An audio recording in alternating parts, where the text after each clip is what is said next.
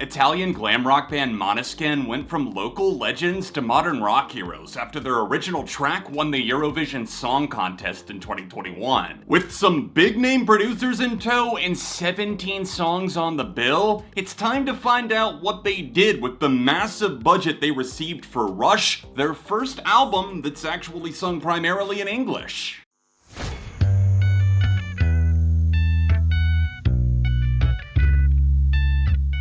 Hey neighbor, welcome back to ARTV. My name is John, and this is my first album review I'm doing in 2023, so press the like button for good luck, and let's get into my review of Måneskin's album Rush.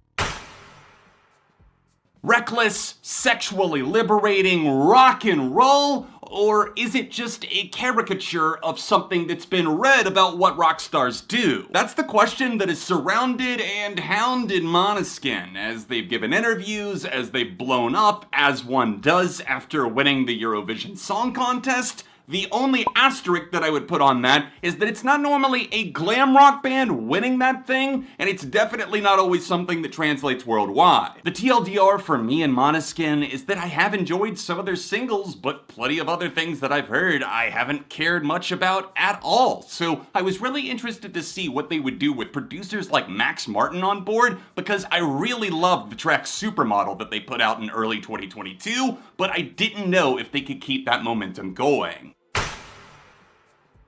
Production is everything for Rush, and I worry a little bit that even though Måneskin have proven themselves to be a really solid, entertaining live band, I worry that some of the production tricks carry this album more than it should. Each of the 4 band members are more than just bare bones competent. I actually hear a lot that I'm picking up on that sounds really pleasant to the ears, although I wish that their frontman Damiano had unleashed a bit more vocally. It feels like maybe he's harboring some sort of vocal injury and is afraid to go out on a limb. Many critics and even some fans were worried that Måneskin had the potential to be this one-trick pony that couldn't pull off an entire album, especially with this big of an audience in front of them, and I don't feel like they did a total faceplant in the concrete here with a mark that's gonna be remembered forever. It's unfortunately more of a medium rare type of sizzle that's not quite finished, but you can tell what they were going for when they started off in the kitchen. Going into this album, I wasn't expecting revolutionary, and for a band where every member, English is not their first language, I'm not out here expecting just poetry to be falling off the tongue, but this album doesn't quite go there in terms of the dumb fun that I was wanting. It's more falling on the dumb side of the spectrum with some instances of bangers. There's a tectonic shift happening underwater, and about halfway through this album, I feel like they front load it with some bangers, they stuff in some questionable moments like Cool Kids and blah blah blah that make me want to blow my ear holes out,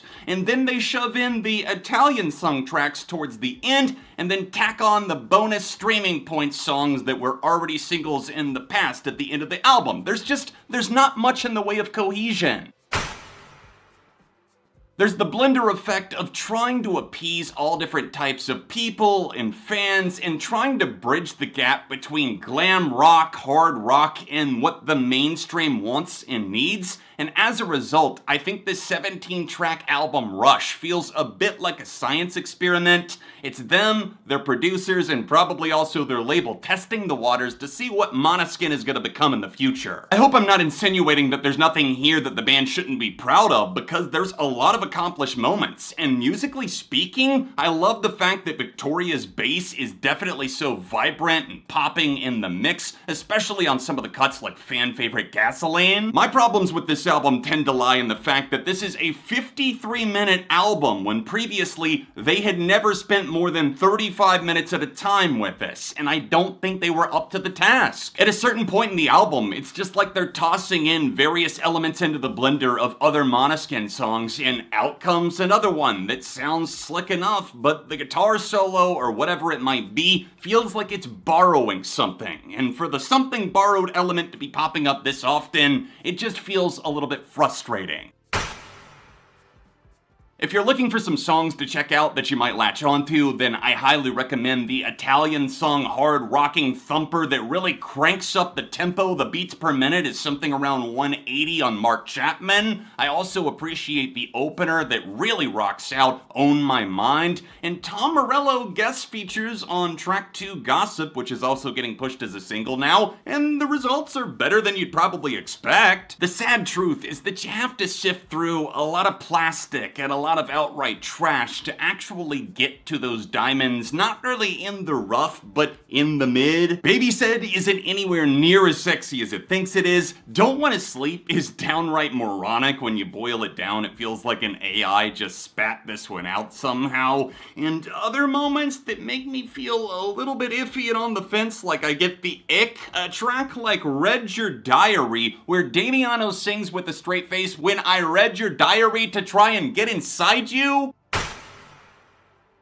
Måneskin might not be the rock saviors that we're all clamoring for, but much like Greta Van Fleet and some of those other bands that have really sparked a general interest beyond just typical rock fans, I do applaud the fact that they aren't just taking the easiest way out, and overall for the 17-track album Rush, I'm going to give it a light 3 out of 5. Tell me your thoughts on the Måneskin album in the comments section down below, and don't forget to hit that like button, subscribe for the love of music, much more content coming in the very near future. I'm excited to get the year underway. Thank you guys so much for watching. A couple of recent videos that I think you might dig on screen now, and I'll see you soon for more on ARTV.